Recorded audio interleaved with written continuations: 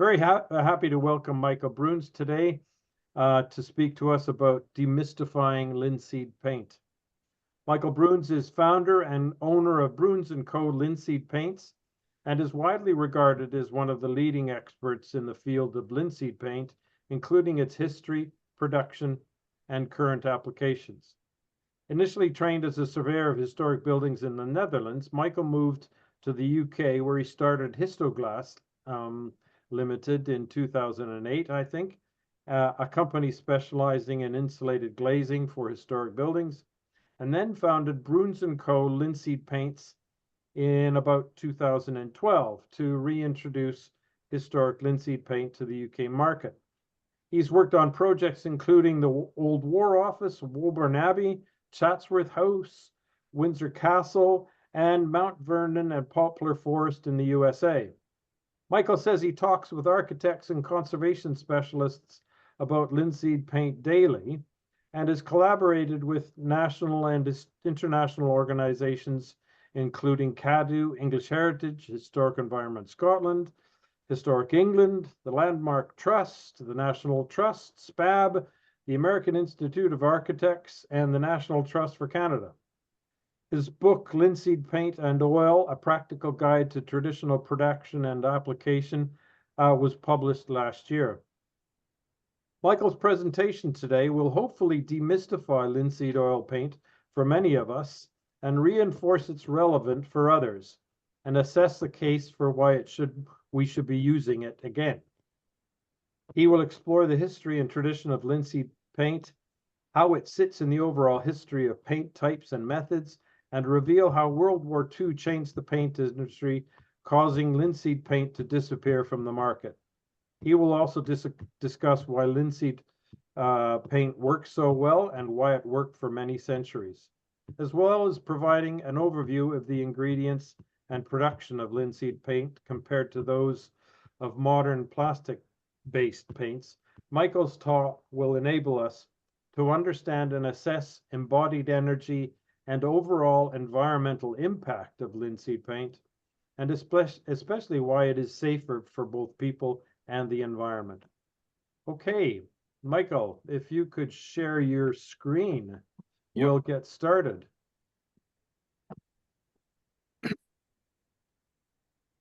Great. Yeah, we got that on. Excellent. Yes, thank you all very much for for joining, making available your time to listen to this presentation. I don't know if any of you are actually RIBA accredited, but if you are, this presentation is RIBA accredited, so you can get your points. So anybody who would like that, then just provide the email, your email name and email address to me, either through Doug or whichever way that we can best do that, and we can sort that as well for you. Now I'm going to try and get through this presentation without a coughing fit. I just seem to be struggling to shake this cough that I've had for about 3-4 weeks now, so hence the cup of tea. Right, so yeah, thank you very much for the introduction, Doug. It was that was very concise, and yeah, the name of the presentation is Demystifying Linseed Paint, because I have come across and still come across so many beliefs and myths and old wives' tales around linseed paint that I thought it was important to give a more thorough examination of it. Following on from what you were describing, Doug, we're going to cover the history of linseed paint, how it is made, how it was made and still is made, why it works so well, why we should be using it now, and also how to apply it. And why we should be using it now is kind of interlinked with how it's made, but you'll find out anyway. So hopefully in the next probably 50 minutes, 55 minutes, it's probably going to be around that kind of time. Otherwise, and please do give me time checks, Doug, if I tend to get too close to the time limit. Right, so let's have a look at what actually linseed paint is. Now, some of you may know the John Smith publication, which is, as far as I know in my research, the earliest description of a house paint, as he calls it. And he just describes that you lay 2 spoonfuls of the color of the midst of your stone and put a little linseed oil to it. Then with your muller mix it together till it come to the consistency of an ointment and smooth as the most curious sort of butter. Essentially is describing how to use how to mix a linseed paste, which is what we still do. So we still follow the same procedure and recipe as the 1600s. Now, before we go into the production, let's have a brief overview of its actual history. So one of the beautiful things for me in talking about linseed paint is that I'm not sitting here thinking and convincing you like I've come up with like the latest, newest kind of version of how to best treat your wood or timber. This was around for more than centuries, in some cases millennia. You lot will know these kind of buildings even better than I do. Now, this wasn't actually linseed paint. This is linseed oil mixed with tar. As you know, most of you will know, they're over like 1,000 years old. Not a nail or screw in sight, obviously, all completely interlocking constructions. And still standing proud. Now, early settlers already took over, and there's a reason why I've included this map in this slide, slightly simplified, but there is actual reference to the use of linseed oil by the first settlers landing in Plymouth. So for hundreds of years, linseed paint linseed oil is the main product to use for metal and wood preservation and protection. So again, slightly very broad lines, 2 lines of paint types, and one is the kind of the water-based products like a lime wash, a casein, a distemper. That kind of family is more used for, again, I'm generalizing a little bit, but most widely used for stone and lime renders and plasters. And then linseed oil products are used for the preservation of wood and metal. Now, this goes absolutely fine for hundreds of years until really World War II happens. And as in so many different building products, not just building products, but actually our whole lives change as plastics really get introduced on a massive scale. Now, the reason why this happens at the end of the Second World War is obviously there's a change in a collective mindset. Anything that's old is no good anymore. People want to get rid of it. And people just look towards the future. So you see this introduction of cement, glazing as a structural building element, and products like a lime wash completely disappear from the market. Linseed paint disappears from the market. Everything turns to plastic-based or petrochemical-based materials because there is this abundance of raw materials. Basically, the side effect of the big war effort is that we're left with these enormous waste mountains of petrochemical derivatives. So it's not just in paint. Tupperware comes into the market. We get plastic furniture. Everything turns plastic pretty much overnight. Now, if we then fast forward to the 1980s, 1990s, mainly in France and Germany, you can already, where the biggest rebuild and biggest reconstruction after the war happens, is they start to identify a lot of failures with historic buildings that had nothing to do with war damage, but are created clearly by materials that were used post-Second World War. Most of this comes down to the incorrect use or incompatible use of materials to the age of the construction. So we're not just talking about paint, we're also talking about insulation materials, plasters, roofing materials, the whole lot. So already in 1980s, 1990s, mainly, you know, Germany, Scandinavia, the Netherlands, they start to switch onto this and already start to go back to more historic use of, or more use of historic building materials. Now, with that history in mind, let's have a look at, going back to that quote from John Smith, and let's have a look at how actually the paint gets made. And you can see here is just a simple muller and slab, just grinding pigments into the oil. That's essentially what we still do and how it still should be made. Now, there's a big if and a big but we'll come to that in a little bit. So it all starts with pressed flaxseed. A lot of you people will know this already anyway, but it's you may even sprinkle it on your yogurt or something in the morning. It's very high in omega-3, 6, and 9, and also gets used a lot for addition to animal feed. When we press that, you get this. This is raw, cold-pressed linseed oil. Now, raw oil has a really low surface tension, so low that it's almost impossible to grind pigments in properly.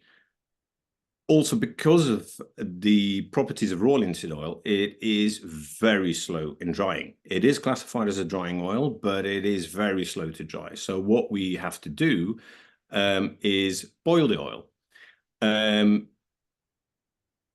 It's amazing to me that the market somehow accepts that a lot of oil that's never seen any heat is allowed to be called boiled oil.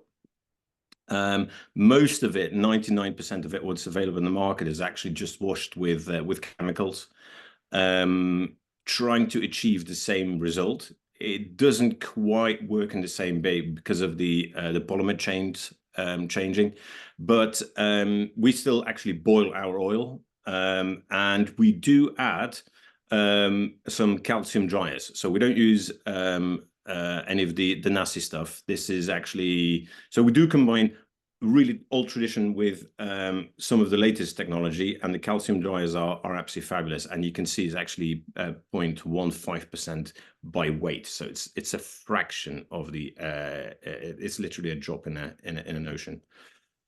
Once we've got the boiled oil, then we need to grind the pigments into it to make the paste or the ointment that Smith was referring to. Now, I will come back to the pigments later on in the presentation, but this is really important to understand that we don't use colorants, and no colorants should be used for linseed oil paint.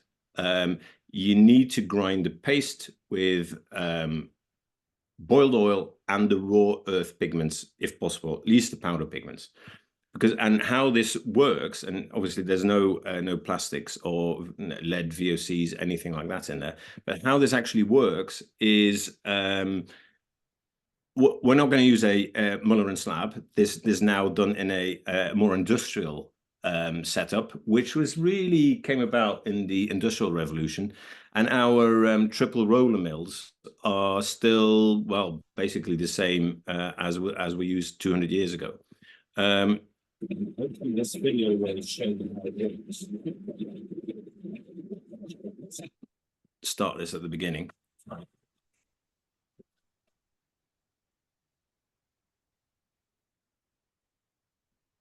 So first we mix the powders into the boiled oil, and then it gets fed into the triple roller.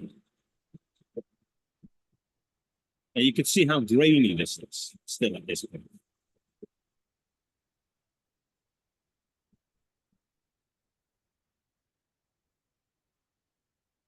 Then once this passes through properly, it should come out in a very clear and super smooth finish. Wow.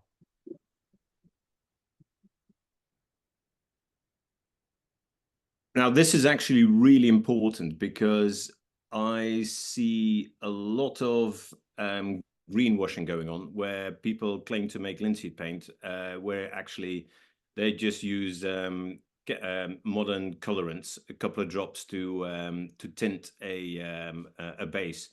That has nothing to do with linseed paint, and there's a very good technical reason, which I'll come to later.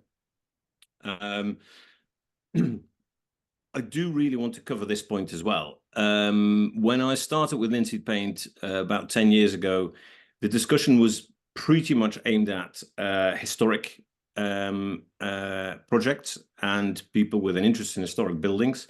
This is now completely flipped to an environmental aspect, because linseed paint does not contain VOCs, does not, well, that's not entirely true. I should call it actually does not contain, only contains trace elements of VOCs, because in theory, everything contains a VOC, but no nasty VOCs.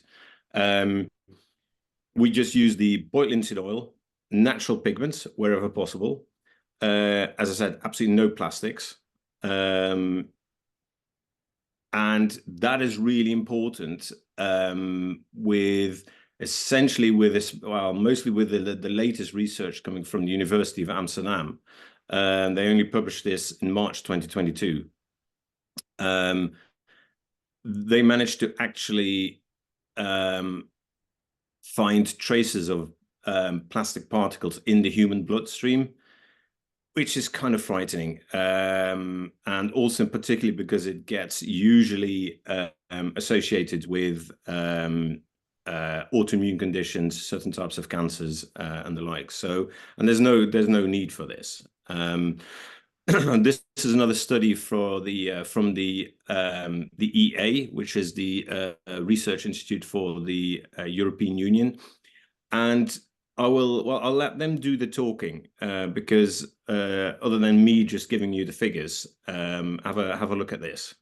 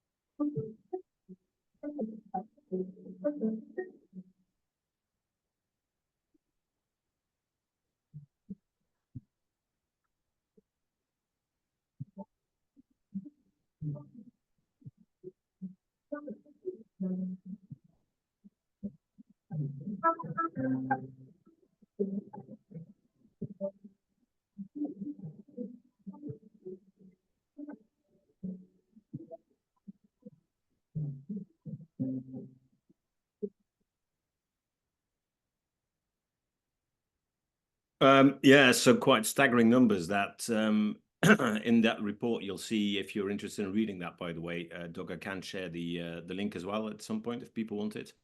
It's basically it culminates to saying that 50% of all microplastics in the oceans are caused by paint. And we're not talking just industrial use, we're talking manufacturing, people washing their tools, it all washing down the water table. And yeah, it's a big cause. Michael, hi. I have read the report because I remember when your post came out last year, the year before, you posted on it. I was straight away read the report, and I would recommend it to everybody if you haven't already. The EA report, Past Plastic Paints the Environment, is excellent and terrifying at the same time. Yeah. Highly recommended. Sorry, carry on. Great. No, fantastic. Thank you for backing that up. Yes. Now, what's really important, a big part of the discussion, because I talk to architects mainly on a daily basis, is that the big driver at the moment seems to be embodied energy. And again, we're looking at historic building products, and they usually have the lowest embodied energy. They're the most natural, they contain plastics, they're the friendliest to use, and they have the lowest embodied energy. So obviously we have packing materials, but we try and obviously limit the use of anything that's not either recycled or recyclable, and we try and keep shipping to as low an area as possible. Certainly in terms of manufacturing, that's really important. And we can have a discussion about shipping worldwide. That's we'll cross that. But at the moment, we're just trying to make this available in as a low embodied energy method as possible. Now, one of the big changes, though, why it's so environmentally friendly, is the life cycle.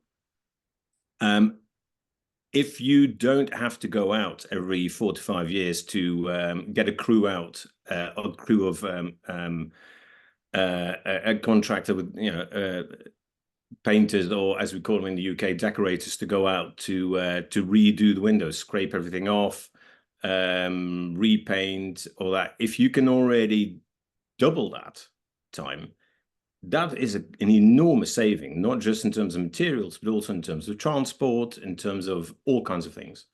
And a massive point is that with using linseed paint, you don't get rotting timber. And also maintenance is very straightforward. So if we take all this information now and move to the question about why we should use it now, let's move on to the slightly more technical bit, because there's big talk about why we should be using it. But let's have a look at why it actually works so well. And one of the main things, if I can, if you can take this, one of the things away from the presentation today is trying to understand how linseed paint works differently from a conventional plastic paint. A conventional plastic paint is essentially a coat of multiple coats of plastic to try and keep water out. If you look at all the literature from all the paint manufacturers, it's all driven to trying to keep moisture out. Well, most of you know, you can't fight water. You can't keep it out, especially on timber. It expands, contracts over time. You get hairline cracks. You get water drives in, then it gets trapped behind behind those plastic coats. Now, two things that make linseed paint completely different is, one is that it has the lowest surface tension than water, and that it is actually wicking. So linseed paint works more like Gore-Tex. Because as we know, if you actually trap, I mean, you guys all know this far better than I do, but if you trap moisture and you leave timber wet over a very prolonged period of time, it will rot. Whereas if you don't, you do really reduce that opportunity for timber to rot. And you can see two really good examples here. On the right is just peeling off like a film. It's quite remarkable that the paint has not done more damage, or the same kind of the damage that it can do on image one. And this is purely caused by moisture being trapped. Unfortunately, these were both from Newport in Rhode Island. Similar kind of approach, beautiful old historic timber stock buildings, but a lot of them are under threat from the incorrect use of materials. So if we have a quick sketch about how linseed paint works in timber, because of the surface tension of linseed oil, it penetrates deeper than water ever can. Now, that's really important to understand.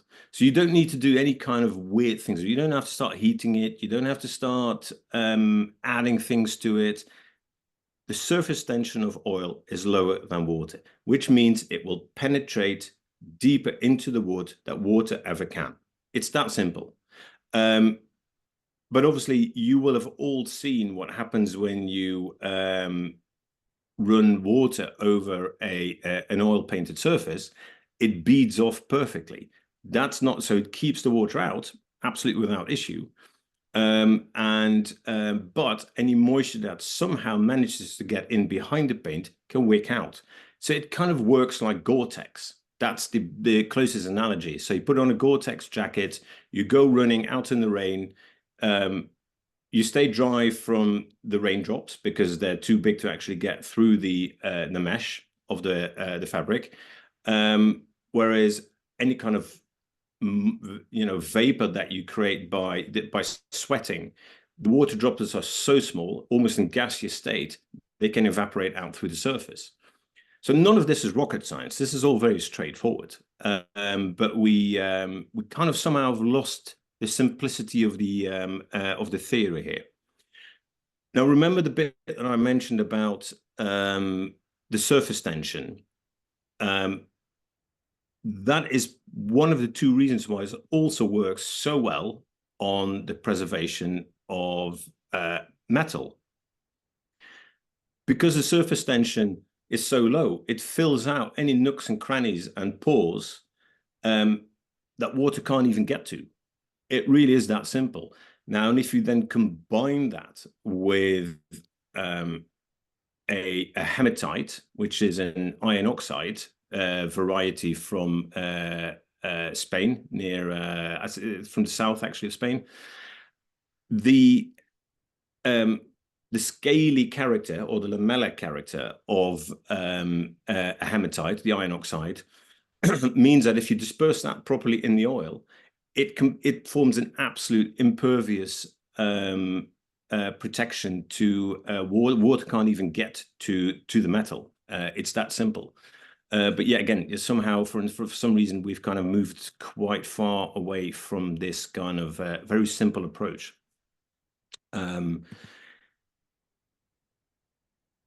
So that's the kind of the technicalities out of the way. If we again go back to why we should be using it now, the maintenance, not just the maintenance cycle that becomes longer, the maintenance then becomes so easy. The only thing that happens is that because of what you now know is that linseed paint actually penetrates into the surface. The only thing that happens by exposure to UV light is that the oil on the surface gets broken down. So it goes matte really quite quickly. Now, the paint works technically perfectly, but you could have a situation where it goes so matte, it almost goes chalky. And when you wipe your hand over it, you may have some of the pigments on your hand. Well, if you don't like that, and actually it's good use anyway, good practice anyway, to feed again the painted surface. And all you do is what you can see here in this picture is just wipe some boiled oil over the surface to just nourish that surface again. It's a bit like maintaining leather. You just give it when it gets too dry, you give it a wipe with some oil. And again, the versatility. I'm focusing very much on the timber and metal in this presentation, but there's excellent use of it being used in historic buildings, especially in the servants' quarters and the kitchen areas on walls, because it was so durable. Slightly more specialist application, but yes, it's very, very versatile. And we've already covered why it's so environmentally friendly and green. So let's have a look at getting the right finish, because that's another the number of times that put it this way, the main things that I hear from people is that either it doesn't dry, that's the main one, it stays sticky, or there's mold growth, or there are all kinds of things that actually by applying it in the right way, the chance of that happening can be reduced enormously. So to start with, it actually works on pretty much any wood. However, the more exotic hardwoods can have a really high sap content, which make it very difficult for the oil to actually penetrate into the timber. So if we look at, I'm going to stick now to kind of the northern hemisphere. If we look at historic buildings, they were predominantly built from indigenous grown species. Now, there's a reason why this works so well, because they have this beautiful open structure, compared to an exotic hardwood anyway, a relatively open structure that is the perfect kind of structure to allow the linseed oil to kind of penetrate into the wood. Now, as you can see, there's a difference between the bark, the sap, the wood, hardwood. You guys know all this far better than I do, but it is widely applicable. Now, if we're looking at a current day application, let's start at the very beginning, because again, one of the main questions that I get is, does it work on existing paint? Well, as you've now seen, well, as you saw on the previous slide, that it can obviously only work as well as the surface it goes onto. So I would always recommend it going onto a bare substrate, or a substrate or a surface that already has an historic paint applied to it.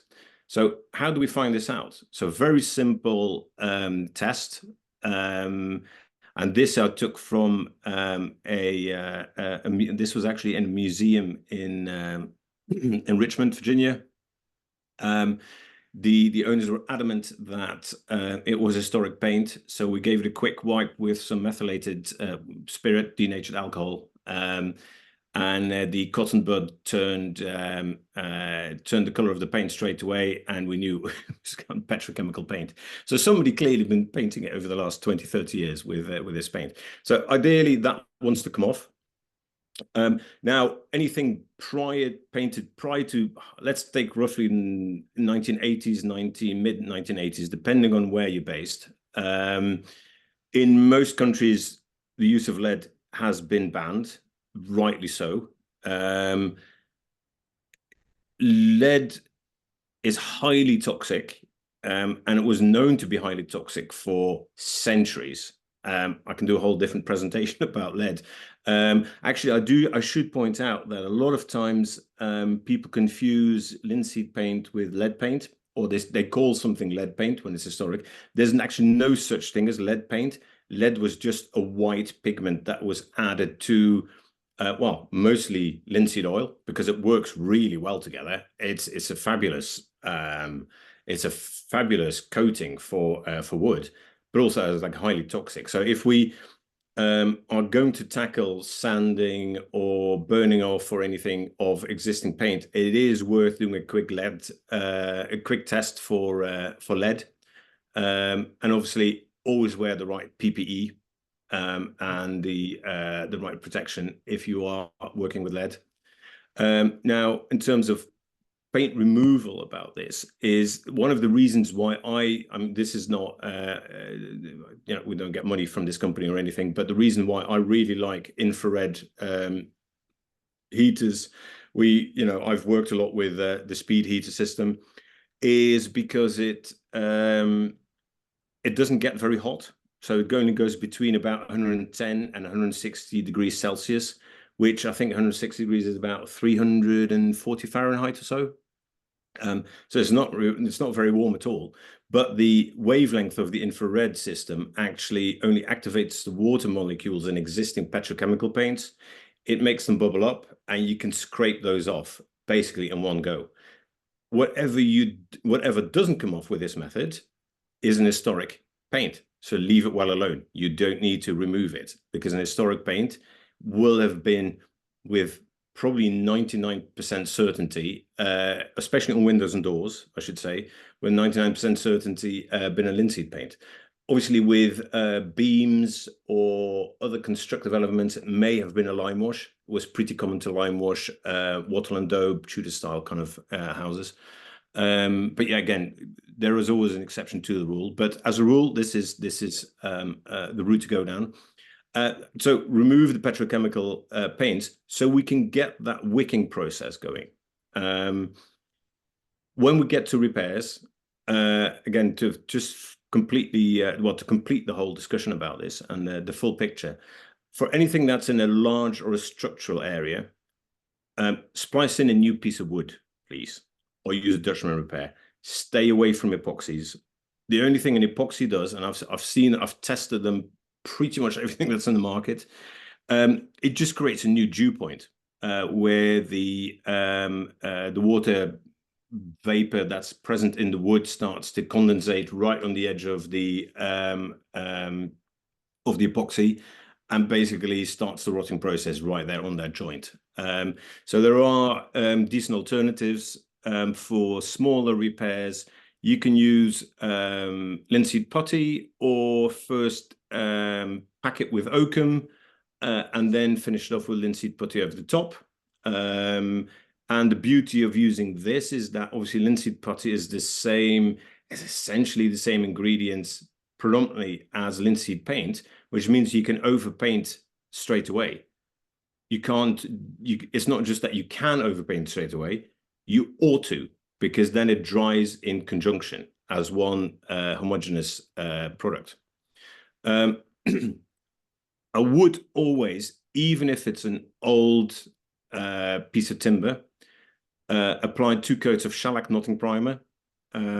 There are obviously different products out there that can be used. In few occasions, it may be necessary to use an aluminium-based primer if it's very pervasive bleeding of the knots, but shellac does the job most of the time. And then it's time to paint. And this is such a simple picture, but says everything you need, really. You have 2 types of brushes, an application brush and a finishing brush, because the sash brush here is also an application brush. That is purely a brush to get the paint into and onto the surface. What is really important with brush selection, that you only use natural bristle. Do not use a synthetic bristle, because you'll probably hate working with linseed paint if you use synthetic bristle. It just drags. It doesn't work well. The synthetic bristle is too smooth, too perfect to basically deal with that very low surface tension of linseed oil, and you don't get a nice finish. So you use a natural bristle and apply it in very thin coats, thinner than you think you're already doing. So it's after the drying, the question about application, it's about thinness. The thinner you can put it on, the better, especially on those first 2 coats. The finishing brush that I'm showing here, so the application brushes are made from hog's hair, so they're really quite coarse. And the finishing brush is made from ox hair. It's almost as soft as a makeup brush.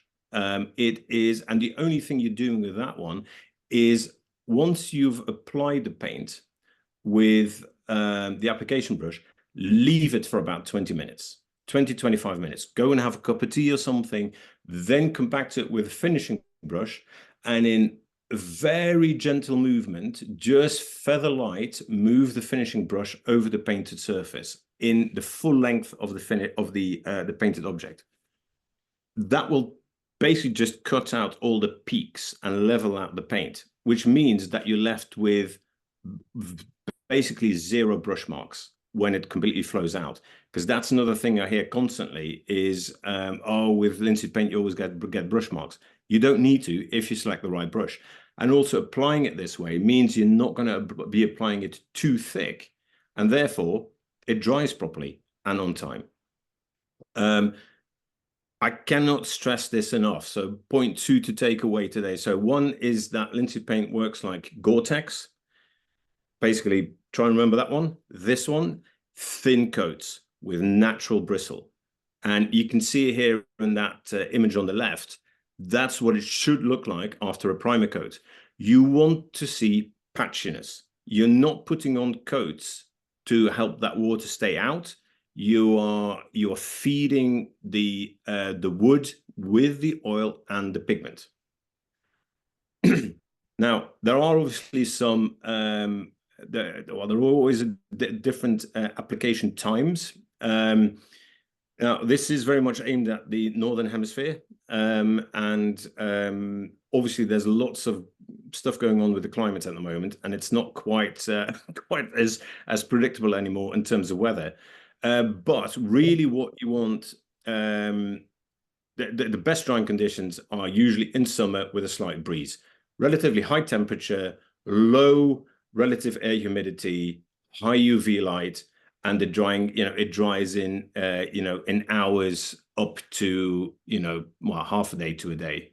Now, spring and autumn, you can paint, but be aware that you still have, especially when the relative air humidity is quite high, it makes it a little bit trickier. In winter, please don't apply it outside. It doesn't dry. There are no VOCs in the paint, so there's nothing to accelerate the drying. It dries purely by exposure to UV light and oxygen. And if it has an abundance of those, it works really well. Now, again, Northern Hemisphere tends to have the combination of high temperatures with lower relative air humidity, and the other way around. Obviously, that doesn't always work across the rest of the world, especially in Africa, or Central America, Asia, slightly different applications. But then at least apply it in a workshop where you can control these kind of parameters a little bit better. I can always help you with that. That's not a problem at all. Now, in terms of maintenance, again, I will briefly touch on this before. It is as easy as just, you don't even have to sand it lightly. You can do. This is just a wet sand on the right.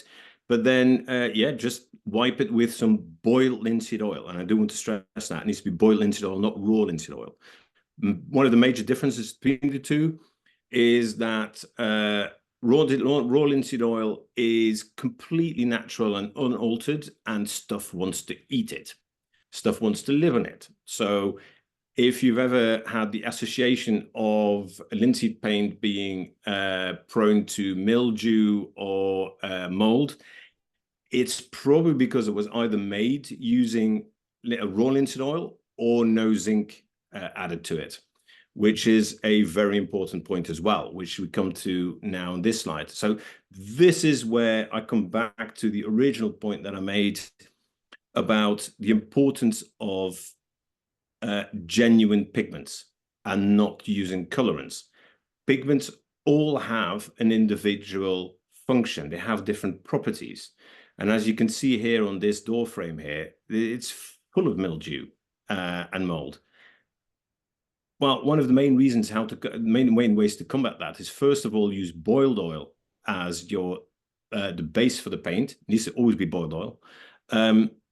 Also for your maintenance, because of the same reason. And add zinc white in the right amounts to your paint. So basically all of our white colors are made using titanium and zinc white, or a combination of both of them. And basically all colors should contain zinc white to a certain extent. Now, as I said, every color, every pigment has its own characteristics.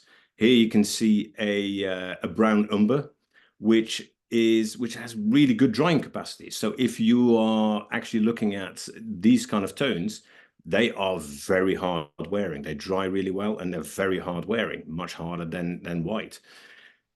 So this is where it gets to, maybe I have to be a little bit careful how I talk about another industry. But the number of times that I've sat through presentations from people who do historic paint analysis and then go and get it mixed in some kind of modern petrochemical product, it baffles me.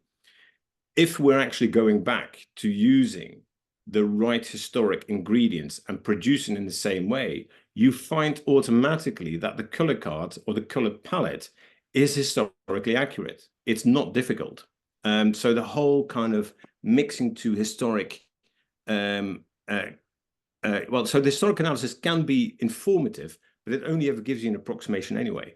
So we can use some of these reports and say, like, okay, there was like maybe, for instance, 85% lead white with a bit of yellow ochre or whatever it is. We can actually mimic that with non-toxic pigments, as you've seen, and get to something that looks and feels right because it has the same ingredients. Now, talking about lead white, so this is our basically our version of a lead white, call it restoration white, because it mimics that kind of golden luster that a lead paint has. The whole drive for brilliant whites was impossible with historic pigments.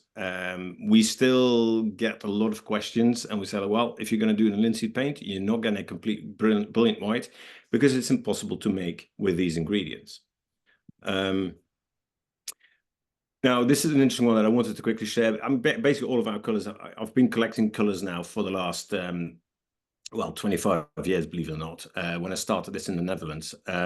This is a color that I found on the, when I did a survey on St. Paul's Cathedral Chapter House prior to the renovation. And this is a color, I found this on the actual window frames when they'd been painted over during the Second World War.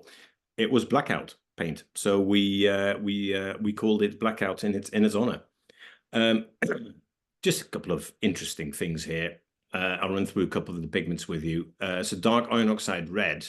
Now this was actually shared with me by a Swede.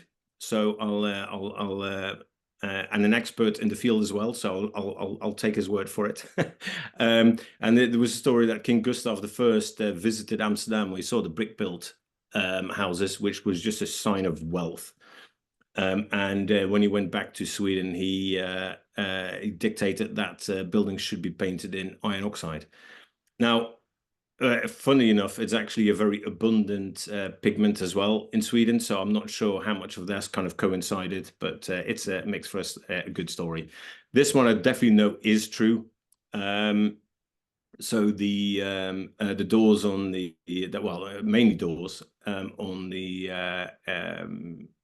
the rich merchants' houses on the Amsterdam canals were painted basically with a copper verdigris green, just to show off wealth. It was at the time, it was the most expensive pigment, the hardest to make, hardest to get hold of. Yeah, again, a lot of these pigments are traceable. Now I think we're going to just have a look at, just very briefly, at a few examples of, well, these are the organizations that we work with, but really I wanted to show you a couple of pictures of some reference projects. So this one's interesting because it's actually on, so less important for you, but these are all metal windows. So I'll skip this. Let's have a look if we've got a more interesting. Yeah, so this is definitely more interesting. Not metal, timber. Windsor Castle was, yeah, so we developed a green for that. Woburn Abbey, actually we did the paint for the dining room in this. Now, the reason why I put Chatsworth in, because it's a really interesting case study in, people always think that the historic buildings and estates switch over to linseed paint for historic accuracy or being environmentally friendly. Truth be said is that most of them change over for it because it's a cost saving. Chatsworth used to have a team of 5 joiners doing constant running repair work on windows, doors, whatever it was on the estate. They now have 1 person on repair, and the other 4 are essentially building their new garden furniture range because they simply don't have the same level of rot and deterioration that needs repairing. So it's a really interesting case study from that point of view. Yeah, we supply a few different products with that. This is metal, cast iron. This is more for actually, strangely, not very well known in the UK, but obviously for the American audience here, this won't need any introduction. So we are supplying the red oxide. You may remember the slide with the shingles earlier on in the presentation. That was actually Mount Vernon. And then we also supplying Poplar Forest at the moment. They're going to switch everything over to linseed paint. And this is a really good example where basically almost everything is rotting on the exterior. Very high humidity, warm temperatures. Inside, I've already switched everything over to natural building materials, including linseed paint. And yeah, they're going to tackle the exterior now. Definitely worth a visit. A project in Maine, so slightly closer to Massachusetts for you if you're interested in visiting. I had to convince them that the original wasn't a brilliant white, and actually the architect's very good on it, and they completely understood that yeah, the discoloration and everything was slightly different. So we went for a really kind of a light gray on that. I keep referring to exterior because it works. It illustrates just how well linseed paint works against environmental impact, but also you know, breathability and all this kind of stuff. Obviously, it works really well on interiors. There was no separation between interior and exterior ranges. Everything was just one product, and you can see it here on Walton House Museum in Richmond. Now, I like to put this one in because it is such a great case study in terms of extreme environment. Very high humidity, high temperature, everything gets battered basically straight away. Daily spraying to keep the plants you know, lush and green, and it still looks fabulous now. This was a full restoration, big project, and yeah, they've done a tremendous job with this. Now, we do work with the, I keep going on about how historically accurate and everything it is. We do keep constantly checking on, well, I'm just very interested in the whole technical aspect of it, how it actually works, why it works, all this kind of stuff. So we work a lot with the University of Bradford, and hopefully we'll be working with the University of York very soon as well on this, just to keep, you know, keep abreast of if we can get the right combination of understanding the historic applications and, you know, through modern technical methods, understand the technicalities of it, more as an explanation, that would be great. So yeah, it throws off some interesting details, but I won't bore you with this right now.